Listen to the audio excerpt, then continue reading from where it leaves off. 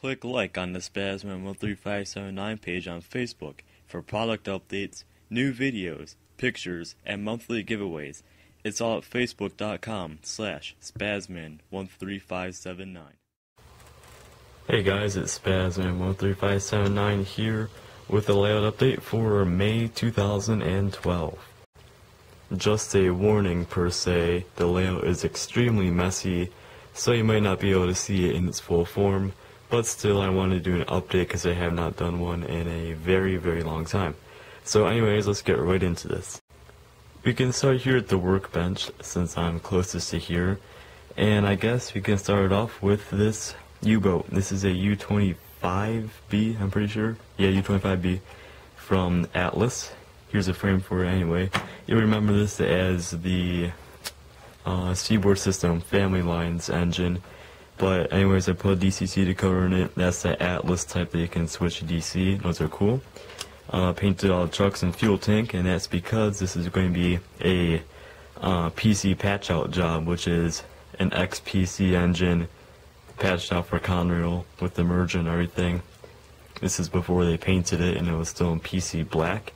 As you can probably see, maybe, there's a bunch of weathering on it. I still have to do more weathering, but that's the base coat, I guess you would call it. So yeah, another thing, I lost this little part, the exhaust deck on top. If anybody has one, I could pay you a couple bucks for one. I mean, it's not worth that much, but if you could like mail it to me in a postcard or something, it'd be greatly appreciated, because I cannot find the one I have. I think I accidentally threw it out. But yeah, it's got an RCL horn, painted black, weathered, and this will be 2709. It's coming out pretty good so far. So yeah, that is that engine. I also recently purchased a SP 50-foot boxcar. This is like a Hydra cushion one. I bought it because the paint scheme was cool. It was like $8 at a train show, which is expensive for me because I'm cheap and I like to buy stuff for cheap. But so yeah, it's a cool car. Other than the fact that this happened. If you can see it right there, normally where the screw goes in, I was tightening the screw, and then all of a sudden the head snapped right off the screw, and now that is permanently in there. I tried twisting it with pliers, it just doesn't have enough leeway there. So if anybody has an idea on how to get that screw out, can you please leave in the comments below? It'd be greatly appreciated, and I credit you for it and stuff. But yeah, I just have no idea how to get that out, and without that, I can't really use this awesome car I got. So yeah, that is that. I recently added a bunch of new paints to my collection. Just like I bought a bunch of, like a dozen bottles of that cheapy acrylic paint, put it in these pill bottles. These are still awesome. I remember back in like 2007 or 2008, I made a video like how to store stuff or something weird like that. I made the weirdest videos back then. Anyway, yeah, those are awesome. I have them all down here too. Like, I would collect them from family members, like my grandpa had a bunch of those things, so I would just take them from him. And then underneath here too, underneath all those, is a full drawer of them. So yeah, that is something that you can use to store things with.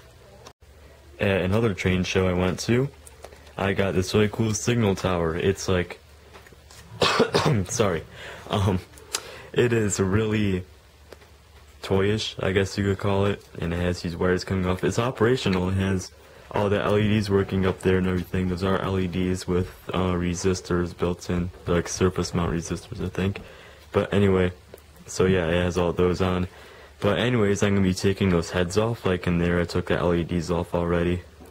You can see that. But I'm going to be using those LEDs for another project I'm working on, and I'll show you guys that project right now. That new project is the signals. As you guys probably remember, I did a series on how to make dwarf signals. This is going to go in and out focus a lot. Let's see if I can move it here. Yeah, but I made that series and I never finished it or anything. But I figured out eventually that those are not prototypical whatsoever to have dwarf signals on a main line. No, it doesn't make sense. So I made these block signals. These are cool. I'll be doing a build series on these. Build video series, I guess you'd call them.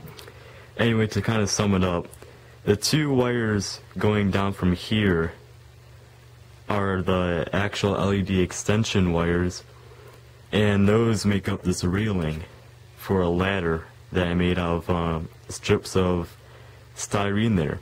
So it keeps those separate, and it also makes it look really realistic.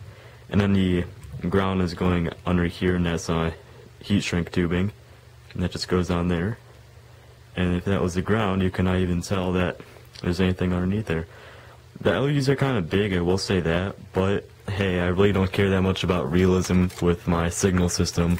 I mean, like, a real signal board would not have all these random switches just to turn them on or off. I just look for operational wise, and those work really good. If I can find this other signal here that I made, I'll show it to you guys, but I cannot find it for the life of me recently. Here, I'll try to look for it. If you don't see a clip about signals after this, it means I couldn't find it. If you do see it though, that means I found it. So yeah. Okay, I finally found it after looking for 10 minutes, and it was right where it was supposed to be with the rest of the signals in that box over there. I bought a bunch of signals and LEDs too to make this whole signal system work. Anyway, this is a double track dual head signal that is fully operational with all these wires underneath. What these wires are from the insides of old headphone wires. As you can see right here, we have a red, if I can turn it, a red, a blue, and a gold right there. Gold is ground, red is red on these, and then blue is green. It's like my color coordination. Anyway, this is fully scratch built out of styrene. This is a piece of tube in the middle, if you can see that. If I flip upside down, it'll be better. There's that piece of tube. And these are some really thin pieces of strip styrene as like little walkways. And the heads are made from old Tyco or Lifelike signal heads. And then the LEDs are just put in there. As you can see right there, all the grounds are daisy chained up together. So there's only one ground wire coming out of the entire thing. But each LED operates individually from all the wires underneath. Anyways, all the wires are connected. If you turn that around, you can see they're all connected. Someone's coughing upstairs, that's weird. And then the wires go down this, and this is a square tube right here. And that square tube houses all the wires. Wires go down underneath that. There's a brace right here, like on the real ones. And then there's a ladder, so people can go up it. I'll probably like put a person up there or something. But yeah, these came out really, really good. This is actually like really realistic looking. You can barely see the wires or anything. Well, you can see the wires, but it's kind of realistic if you think about it, because you can see the wires on real signal. So, yeah. If anybody wants these made, I could probably make this for like, I don't know, 25 bucks, one of these. I mean, the LEDs are kind of big, I will say that, but they're fully operational. Each LED is controlled individually, and they're just really nice. So yeah, then the little block signal that has 2 LEDs can be made for 15 probably. Anyway, that is my signal system. Let's move on to the actual layout. I'll start on the outside and work my way to the inside. I've yet to solve this track issue right here. My hand looks really white. The white balance is kind of off. But this is still like a 15-inch radius right here. It's terrible. I can't operate 3 or 6-axle equipment yet. I need to make that better, and I still have not done that, so that will be done in the near future. I had a small train wreck earlier. As you can see, all these cars are strewn all over the place. Jeez, I'm coughing a lot lately. But anyway, so I've recently taken out all these tracks here. All the signal track going up to there. I didn't unsolder that yet, but it will be unsoldered because I'm gonna have a flex track there. I was getting tired of looking at this weird curvature here because it's like straight 15-inch radius, 22-inch radius, 18-inch radius. It looks really strange. Like if you look down there, it doesn't make sense. So it's gonna be a flex track installed, make it look a lot better and probably operate a lot better too. So that will be replaced very soon here. I finished this really cool bridge from Central Valley models I got. These things are cool. The top is not secure yet, so take that off. But the rivet detail is really good on them. I think I went over this before, but still, it's a cool girder bridge. 82 feet, I believe, in HO scale. And then the bottom here, you have to put your own code 83 rail into. So buy some code 83 rail, or just take some off something. And so yeah, speaking of code 83 rail,